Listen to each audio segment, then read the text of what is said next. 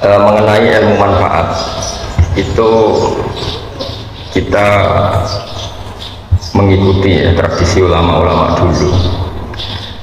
Itu kalau pakai standar dengar makna indikator atau indikasi, itu adalah dimulai dari kita legowo dengan faham-faham atau dengan satu harapan.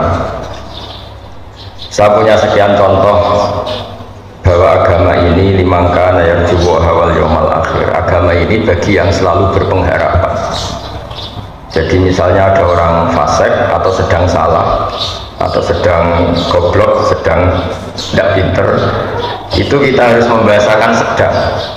Sedang itu ya mutalabbis bitil kalfilah atau mutalabbis bitil kalfalah.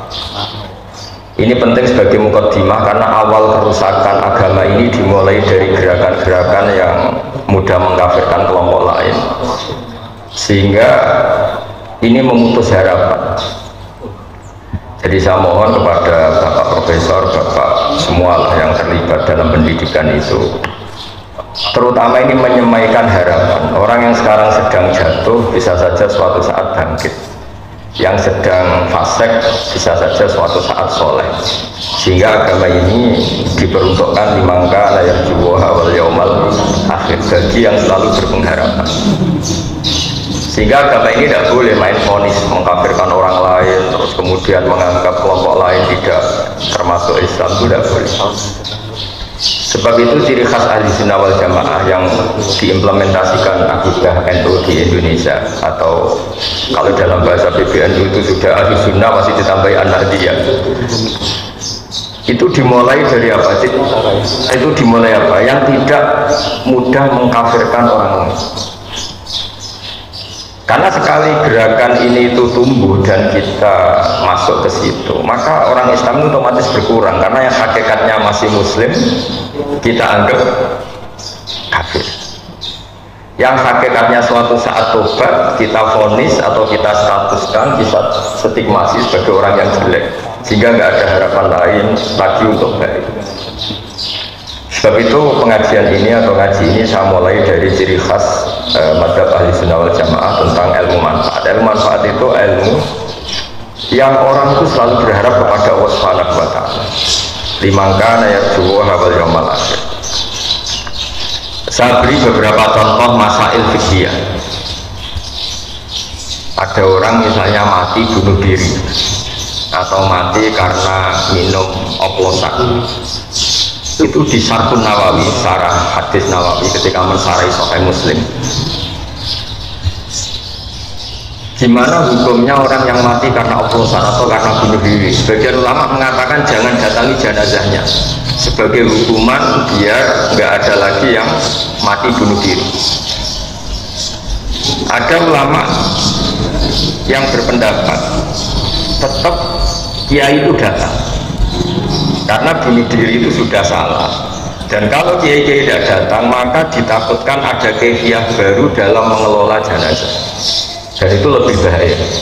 Misalnya ada orang mati oplosan karena orang-orang soleh tidak datang, kemudian komunitas mereka bikin satu tradisi baru dalam memakamkan jenazah, misalnya didusi be'ara, terus mayitnya didek-nongetan atau dimakamkan begitu saja. Sebab itu pertanyaannya, lalu gimana? Ya al-maisur la yasqutu bil ma'zur, kita harus datang, setidaknya kita tetap mendatangi syariat Islam yang dalam mengelola jenazah dimakamkan secara benar, dimandikan secara benar, disolatkan secara apa? Nah, artinya begini, kita datang ini sebetulnya bukan bentuk penghormatan ke orang fasik, tapi bentuk mengawal syariat Islam supaya tetap berjalan meskipun sedang mengelola orang apa? Fasik.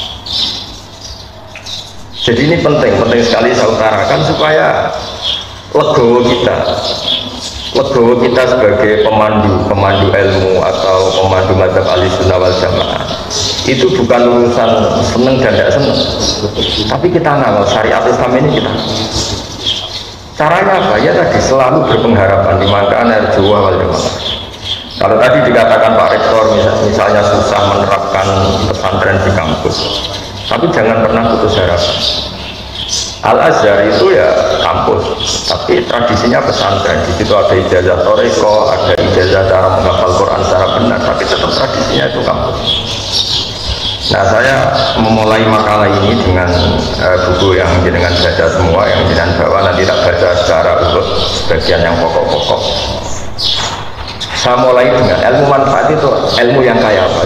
Saya akan berpendapat ilmu yang selalu memberi kita apa? Jadi agama ini kata Allah liman kana yarjuha wal yaumal akhir, bagi selalu yang punya. Ketika Sayyidina Umar ditanya ibadah paling baik itu gimana? Intidharul farad, selalu menunggu harapan, menunggu suatu saat ada kebaikan, ada hari yang lebih baik. Nah, itu dimulai dari mana? Dimulai misalnya seorang bapak yang awam, yang mungkin lugu atau bodoh, selalu bilang le ke Jokowi bapak, akhirnya anaknya sekolah dan lebih baik. Ada orang yang nyuwun sewu, mungkin dia maling atau copet atau apa, kalau ngandani anaknya bapak tok sing nglakoni ning penjara, kowe aja sampai nasibmu koyok bapak. Dan dari harapan seorang bapak yang terpidana ini kemudian lahirlah anak-anak yang soleh. Ketika orang-orang kafir Mekah yang sangat sadis kepada Rasulullah SAW itu sampai Malakul Jibal itu nggak tega, terus menawarkan, ya Rasulullah, hari ini saya diutus Allah untuk apa?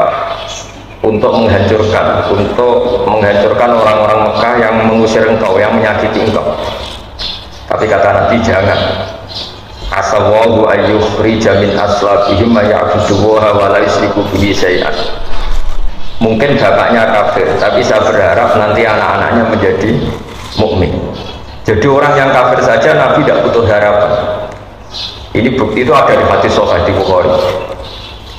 Dan betul, Abu Lahab punya putri namanya Durrah, ada yang baca Darrah, itu mukminah sholihah. Abu Jahal punya anak namanya Ikrimah, ini termasuk sahabiyun jalilun.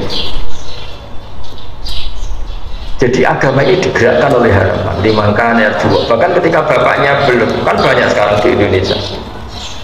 Banyak di Indonesia itu orang yang nggak bisa baca Quran, anaknya kafir. Dimulai dari mana? Dimulai dari sebuah harapan, dimangkan ya juga awal yaumal akhir. Sebab itu dalam sebuah kitab Jami'u Ushulil Auliya, kitab tentang para wali, itu Abdul Hasan As-Sadili pernah mimpi.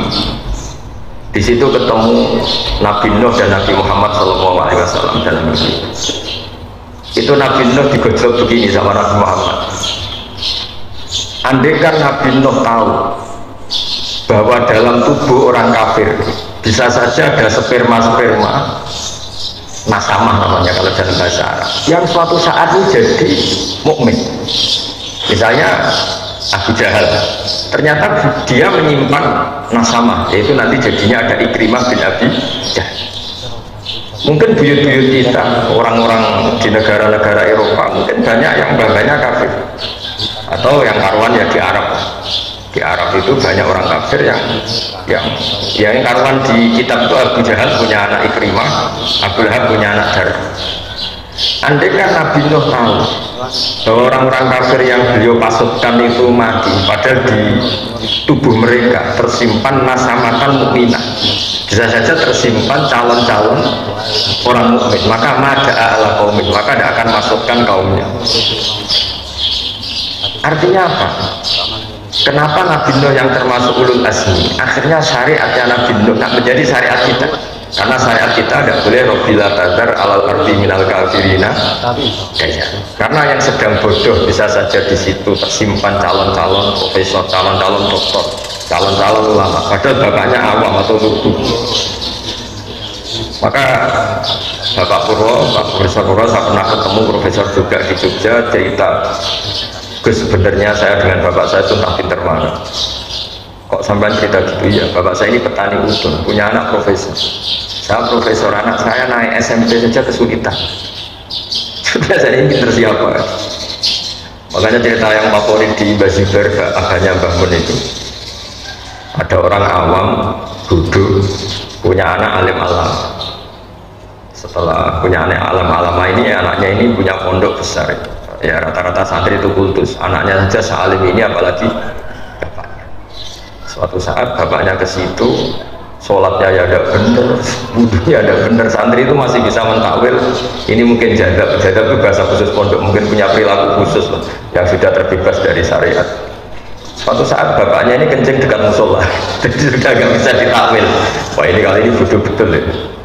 Singkat cerita si santri memberanikan diri matur kiainya, Pak Yai, saya ini kecewa. Dulu saya kira bapak anda lebih pintar dibanding anda, karena anda alim betul. Ternyata bapak anda ini bodoh. Terus kata sang kiai tadi, ora cuma bapakku itu pintar, sing bodoh itu mbahku. Kenapa bapak jenengan pintar? Karena memutuskan punya keputusan terbaik dalam hidupnya, yaitu saya dipondokkan, akhirnya saya jadi orang alim. Nak mbahku bodoh, berkorban tahu mondok nopo. Artinya apa? Generasi bodoh itu bisa diakhiri. Maka sebetulnya seorang yang bodoh itu ya sedang bodoh. Bisa saja di sini menyimpan tadi nasamatan sing mukminatan, nasamatan alimatan, nasamatan sing mu'jibatan. Sehingga kalau dalam ngaji nahwu, ini juga orang-orang ulu juga harus ngaji nahwu. Bahasa nahwu itu manusia itu berstatus seperti isim fa'il. Isim fa'il itu kalau fasikun berarti sedang fasik, bukan permanen fasik. Seperti kita misalnya mungkin kita solikun, ya sebetulnya sedang soleh, bisa saja kita suul khotimah, sehingga tetap disuruh berdoa ya muqallibal qulub tsabbit qalbi ala dinik. Lalu gerakan-gerakan ekstremis itu tidak mau belajar seperti ini. Kayak apa dulu Abi Sufyan musuhi Kanjeng Nabi, tapi akhirnya mukmin. Semua perang orang kafir itu dipimpin Abi Sufyan. Dulu ketika Nabi orang Islam kalah di perang Uhud, panglimanya orang kafir itu Wahsy, apa itu? Khalid bin Walid. Tapi akhirnya Khalid bin Walid masuk. Orang yang paling biadab di perang Uhud itu Wahsy, yaitu yang membunuh Sayyid Hamzah, juga akhirnya Islam. Maka ilmu nahwu itu penting. Berarti fasikun ya di terjemahannya sebetulnya sedang fasik, bukan berstatus fasik, bukan berstatus permanen fasik. Sehingga itu dipelajari oleh ulama-ulama. Kenapa? Karena dengan cara seperti itu ada harapan. Maka saya mohon, misalnya Universitas Endo yang di Jogja, misalnya masih kecil ya berharap lebih besar, misalnya kurang baik berharap akan lebih baik. Pokoknya hasil itu jangan sampai orang itu tidak punya harapan. Maka kata Sayyidina Umar, afdhalul ibadah intidharul farad. Ibadah terbaik adalah selalu punya apa? Harapan, dan berharap hari esok lebih baik, hari esok lebih baik. Dan awal dari kesalahan kita bermadzhab adalah mazhab yang takfiri, yang memutus harapan. Ya, karena maknanya mengkafirkan itu berarti menutup orang lain dari rahmatnya Allah. Karena maknanya kafir itu penutup. Sehingga dalam sebagian bahasa Arab, petani itu bahasa Arabnya kufar, karena maknanya itu penutup biji-bijian di tanah. Jadi bahasa kafir itu, makanya bahasa kafir kadang dipakai lain syakartum la azidanakum wa lain kafartum. Kenapa dikatakan kafartum? Karena menutupi nikmat yang diberikan Allah ke dia, pengingkar nikmat. Sehingga bandingannya kafartum dengan apa? Syakartum. Nabi Sulaiman juga pernah bilang, hada min fadli rabbi liyabluwani a'ashkuru apa. Jadi punya bahasa kafir itu tidak mesti seru keluar dari Islam itu tidak. Bahasa kafir itu bisa pengingkaran terhadap apa? Nikmat atau pengingkaran terhadap anugerah Allah itu sudah disebut kafir. Karena bandingannya itu syukur sama apa? Kufur. Nah kadang perbandingan itu ekstrim, yaitu mukmin dan kafir. Nah ngaji ini memang saya mulai dengan rumus yang agak jelimet, tapi ini akan menjadi panduan untuk Nahdlatul Ulama, juga untuk para akademisi di kampus, bahwa semuanya itu dimulai dari harapan. Dulu kita dijajah Belanda 350 tahun, dan masyarakat kita zaman itu sangat terbelakang. Wong penjajah itu buruk, sudah buruk, kafir. Orang-orang tua kita menyeluk Belanda itu dorong. Wong penjajah berdiundang dorong. Mungkin andaikan saat itu ada pakar sudah putus asa. Bagaimana bisa menggerakkan masyarakat yang saking bodohnya itu penjajah dipanggil dorong? Kayak apa susahnya pas itu? Kita ini bisa menggerakkan masyarakat tuh kalau punya kesadaran melawan. Kok kesadaran melawan? Nganggep penjajah ini tuannya, majikannya. Kamu bisa mendidik orang melakukan perlawanan dengan cara berpikir seperti ini. Kayak apa? Tapi para pejuang kita, para ulama kita, para kiai kita tidak berhenti ada saja celah untuk mendidik mereka supaya mau melakukan perlawanan. Padahal saking lucunya, mau penjajah kok diundang tuh, kayak apa? Susahnya apa? Tapi barokahnya punya harapan bergerak, kemudian akhirnya kita jadi merdeka. Orang-orang desa yang jadi buruh, gara-gara jadi buruh lama, roh enak wong sugih, duwe akeh, rumahnya AC dan kulkasan, terus punya harapan, muga-muga anakku ora kaya aku. Periode anak sudah jadi orang yang tidak buruh. Banyak orang yang buta huruf periode anak itu sudah hafal Quran. Banyak orang yang nggak tamat SD periode anak sudah dosen.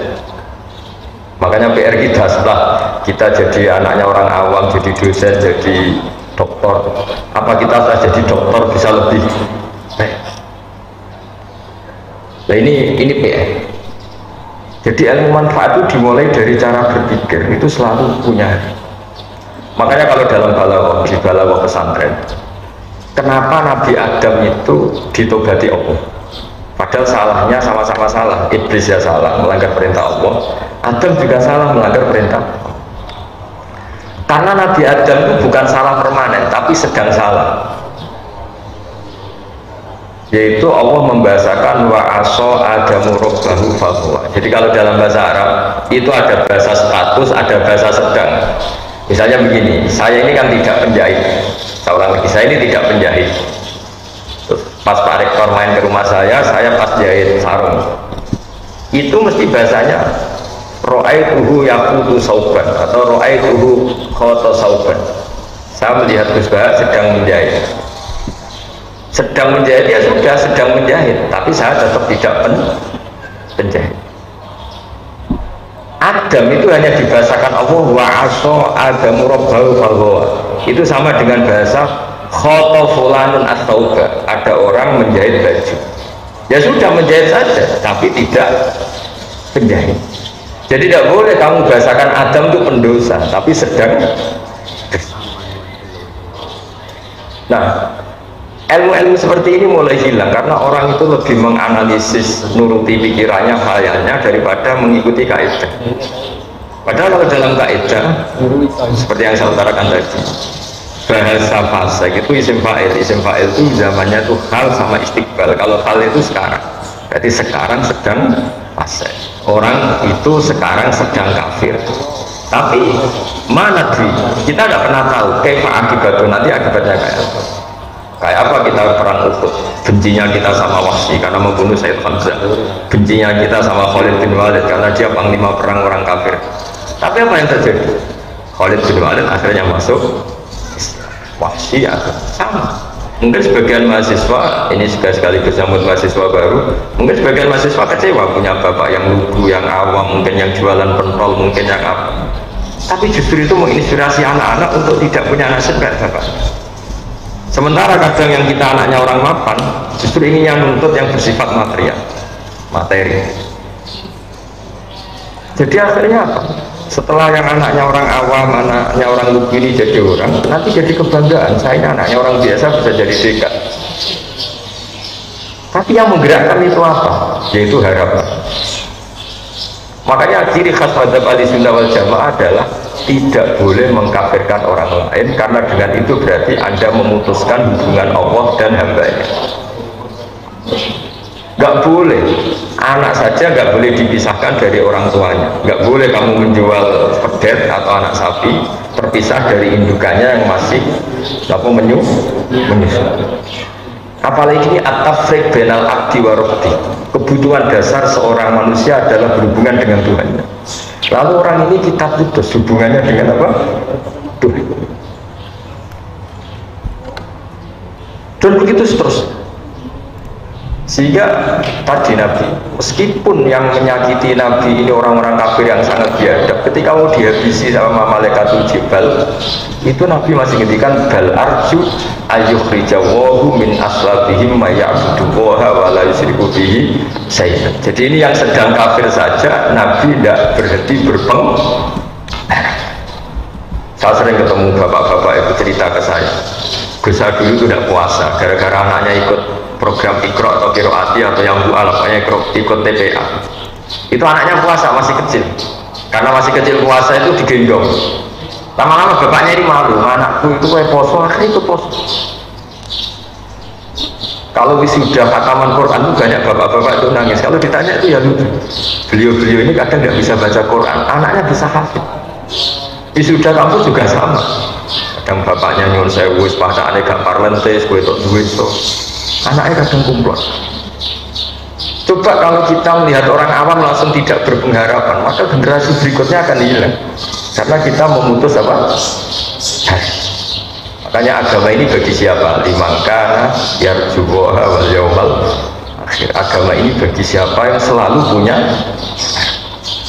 Indonesia pernah gak merdeka, pernah ada gestok, pernah ada apa saja, dan sekarang baik-baik saja. Sekarang juga ada masalah pandemi, masalah apa, tapi kita selalu berharap akan baik-baik saja, karena agama ini limangkana yarjuwaha wal yaumal akhir. Kemudian berikutnya saya akan terangkan metode dakwah, metode mengelola ilmu supaya lebih baik, lebih manfaat. Ini saya menyitir ini, mohon dibuka halaman tentang apa metode.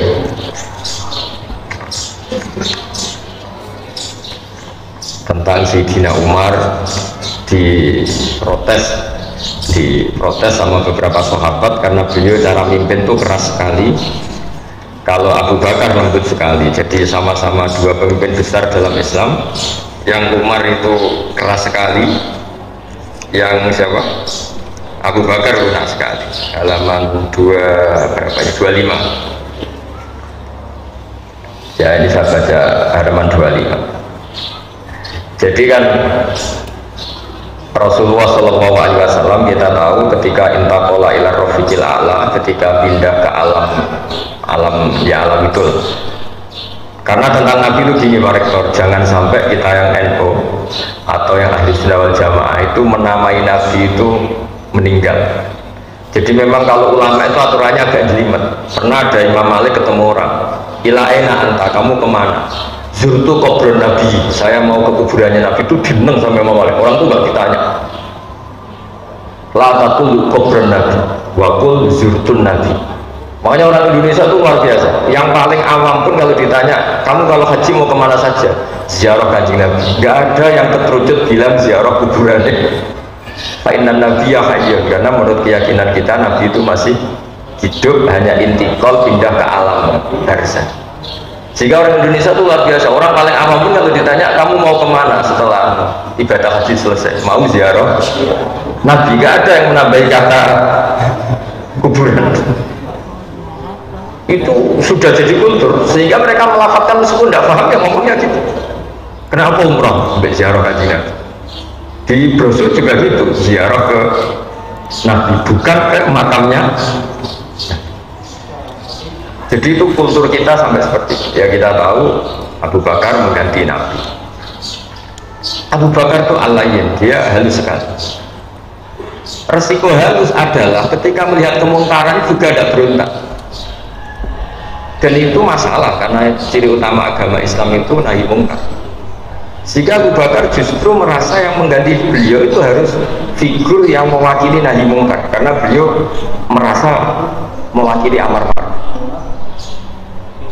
Sehingga sahabat itu kaget sekali ketika ditanya siapa yang menggantikan engkau, beliau menjawab Umar.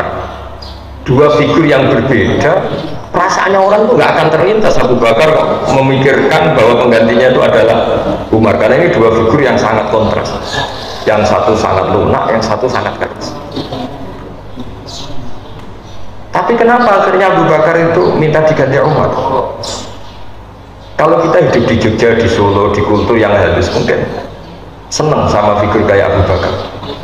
Tapi misalnya Anda hidup di Kolombia, misalnya di daerah narkoba, di daerah-daerah yang keras, Anda akan butuh kayak Sayyidina Umar. Makanya dalam tarikh itu unik. Nabi pertama kali jadi Nabi dan yang Islam sudah ada beberapa, di antara yang sudah Islam itu Abu Bakar. Tapi Islam itu diteror oleh orang-orang kafir. Kalau mengaku Islam dijotosi, mengaku Islam disiksa. Sehingga Nabi itu angen-angen, waduh nak sing Islam melunak-lunak ini repot. Suatu saat Nabi jalan-jalan melihat Umar di pasar dan beliau sedang gulat. Di Umar itu preman, jadi kalau gulat itu menangan. Kata Nabi, Allahumma a'izzal Islam di Umar, semoga yang mau Islam yang jenis seperti ini. Betul. Sebagai riwayat ada yang cerita Nabi doa Senin gitu, Kemis sudah Islam. Pertama Islam masuk Umar, Umar masuk apa? Islam. Apa yang dilakukan? Bikin pengumuman. Siapa yang mengganggu Nabi Muhammad SAW akan saya bunuh. Sehingga gentenan orang kafir yang delik, bukan lagi orang Islam yang delik, tapi orang kafir yang sembunyi. Dan awal itu pula dimulai fasda bima tu'mar. Artinya apa? Figur kayak Abu Bakar itu belum memenuhi kebutuhan ketika ketemu orang kafir-kafir yang rese tadi. Sama, nanti kan semua orang Islam itu lunak. Itu nanti kalau ketemu yang harbi ya tentu yang kita masalahkan itu kafir yang harbi yang ingin merusak kita, bukan orang kafir yang mau berbaik sama kita.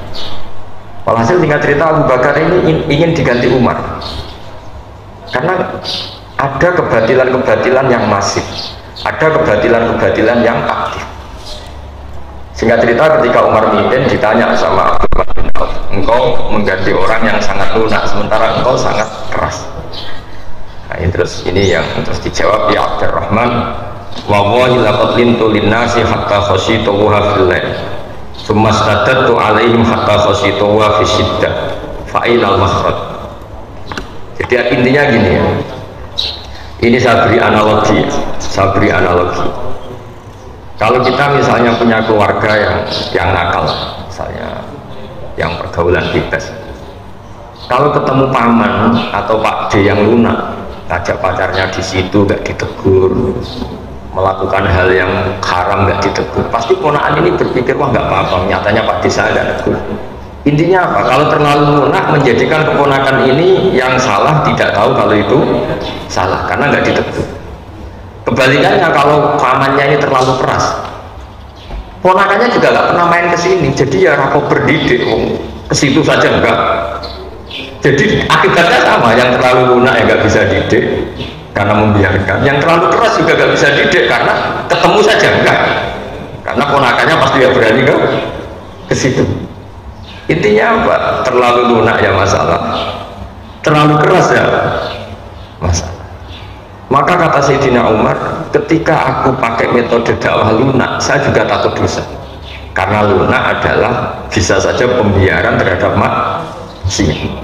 Tapi ketika saya terlalu keras, saya juga takut dosa. Karena keras itu menjadikan tidak berkesempatan komunikasi, tidak berkesempatan interaksi. Natijanya sama, hasilnya sama, sama-sama orang kober didik, tidak berkesempatan itu yang dimaksud Sayyidina Umar, wallahi laqad lintu linnasi hatta khashitu wa fillan thumma stadadtu alaihim hatta khashitu wa fi siddah.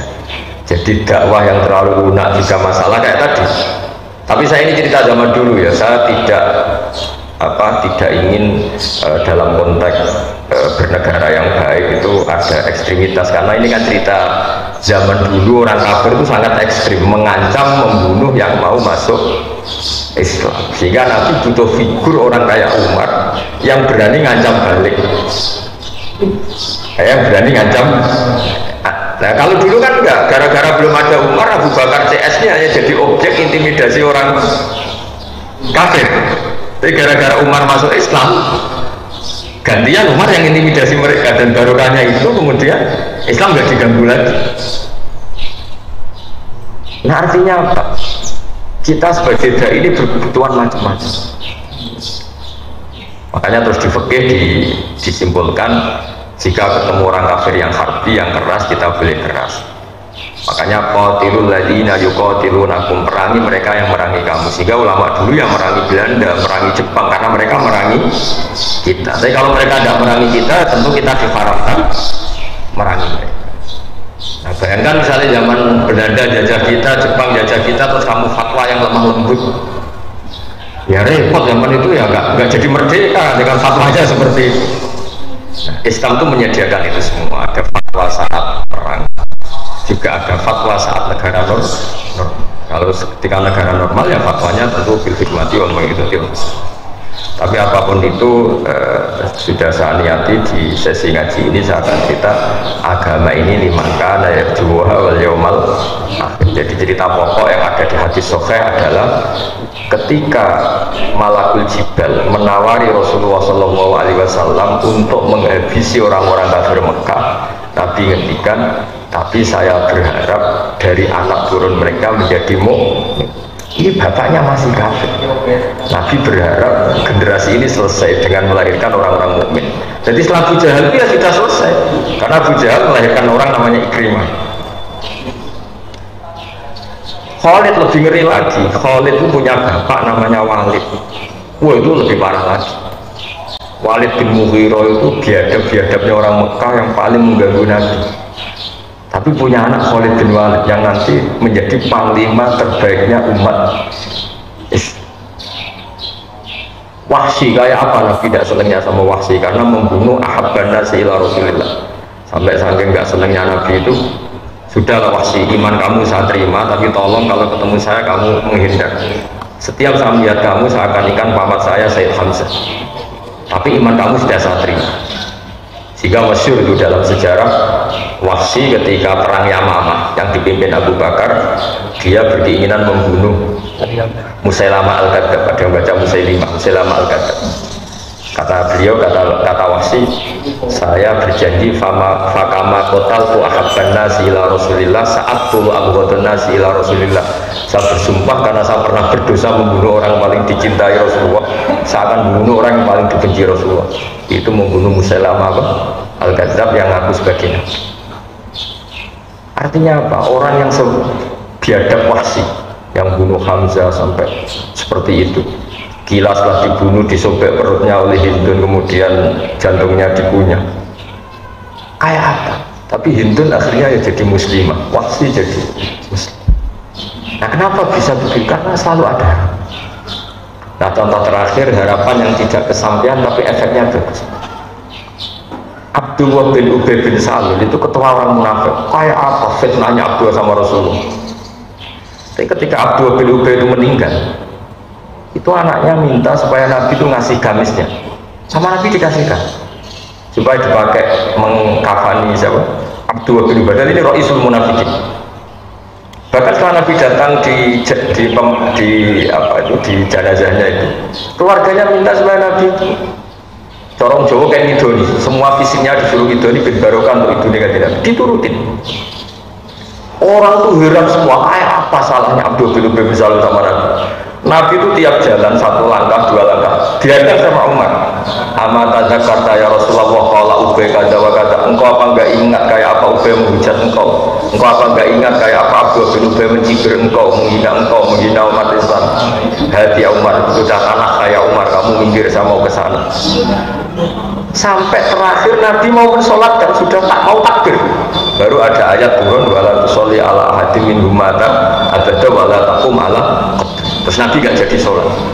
Tapi apa yang terjadi? Meskipun Abdul bin Ubay akhirnya Nabi gak boleh sholat, astama min qaumihi wa ashirati alfu ahli baitin. Karena sikapnya Nabi yang simpatik ini, keluarga Abdul bin Ubay masuk Islam semua. Wah, kok sebaik itu? Orang kok sebaik itu? Jadi artinya apa? Jangan-jangan orang yang sedang mati karena oplosan, punya ibu yang muslimah, punya keluarga besar yang muslim, sehingga ketika seorang kiai datang ini menjadi simpatik. Pak Yai di api, ya masih anakku mati ini ya dihormat. Keluarganya Abdul bin Ubay gitu, wong kok api kayak Muhammad, ya diangkat, mereka masih munafik. Akhirnya mereka masuk Islam semua, gara-gara melihat berikut Rasulullah SAW betapa halusnya, dan itu menjadi manhaj kita. Jadi di NU itu di Tonggo Fasek terkenal koruptor, terkenal macam-macam, di undang-undangan itu itu bukan menghormati orang fasik. Wah ini berarti melegitimasi kefasikan. Jadi sudah orang fasik kok datang. Sebetulnya itu mendatangi sebuah harapan, apa? Mendatangi sebuah harapan. Jadi kita berkawan orang fasik, punya berkawan dengan harapan. Jadi ini ciri khas madzhab ahli sunnah wal jamaah, dan saya mohon ilmu ini menjadi ilmu yang jadi pegangan kita. Keempat, kenapa itu kita lakukan? Ini ada di kitab hikam, pernah saya ajarkan juga ketika Fakultas Kedokteran UGM ke sini.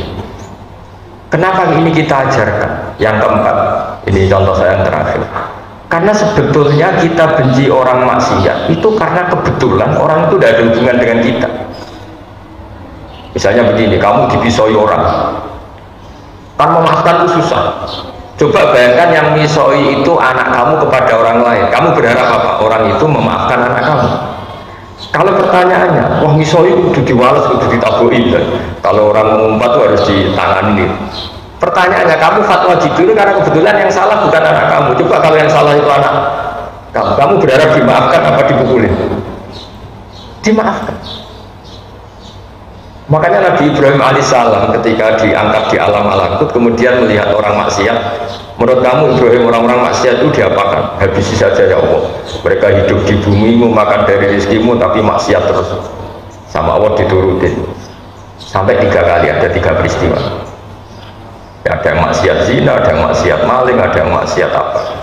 Suatu saat Nabi Ibrahim disuruh nyembelih Ismail, itu anakmu sembelih. Tidak bisa ya Allah, ini samrotu fuadi, ini buah hati saya, wahib ini kesayangan saya. Nah kenapa tidak boleh dibunuh? Ya ini kan kesayangan saya. Nah ini kan apa? Ya karena anak saya. Terus kata Allah, kamu apa tidak ingat di malam ketika kamu saya mi'rajkan, itu hamba saya yang bikin saya, kamu enak aja usul kamu bunuh. Setelah saya usul supaya anak kamu bunuh, kamu tidak mau. Memangnya kamu lebih sayang sama anakmu ketimbang saya sama hamba-hamba aku juga sayang. Enak saja kamu udah ingin tidak ikut bikin, hanya usul supaya tak. Semenjak itu Nabi Ibrahim sadar sebenarnya kebencian kita sama maksiat itu karena kebetulan. Itu udah anaknya. Coba kalau kamu jadi dosen lihat mahasiswa goblok itu mantannya bukan main, tapi kalau itu anak kamu, wah dosen itu sing apian, orang oleh kereng-kereng saat itu. Kalau dalam guyonan saya sering sebagai kayak itu sering guyon. Kalau ada pembantu mecahkan piring dimarahin, itu pasti salahnya 2. Mecahkan piring dan tidak cantik. Sekali itu cantik, apa majikannya bisa marah? Itu pasti. Begitu juga uang nyulayan janji kok dihamu, itu mesti orang atasan. Coba kalau yang nyulayani Pak Mustafid ini rektor, sepurane yang terlambat, dia betul betul. Tapi kalau yang terlambat ini office boy atau karyawan, nggak disiplin, nggak profesional. Maka kalau ada kemarahan terhadap kesalahan, pasti sebabnya 2, salah dan tidak prospek. Ada, tapi ini nggak diomongkan, yang kedua ini nggak diomongkan. Nah, itu semenjak itu sadar kearifan. Jangan-jangan kebencian kita terhadap maksiat itu sebetulnya bukan karena maksiatnya saja, karena kebetulan itu tidak keluarga kita, tidak anak kita. Nah, kearifan-kearifan seperti ini itu harus hidup di komunitas Nahdlatul Ulama, di komunitas NU, umumnya di komunitas Islam. Jadi jangan belajar Islam dari segi lunak saja, karena kan itu yang kamu ajarkan, nanti kita kesulitan cari metode ketika menghadapi penjajah. Itu ya ada momennya sendiri. Islam ekstrim itu ada momen ketika ada penjajahan. Tapi ketika negara sekarang sudah normal, kita harus semua berhikmati wa bi'idzatil hasanah. Tapi apapun itu saran saya satu, orang nggak boleh nggak punya harapan, karena agama ini limangkana yarjuwa wal yaumal akhir, bagi yang selalu punya harapan. Saya kira demikian.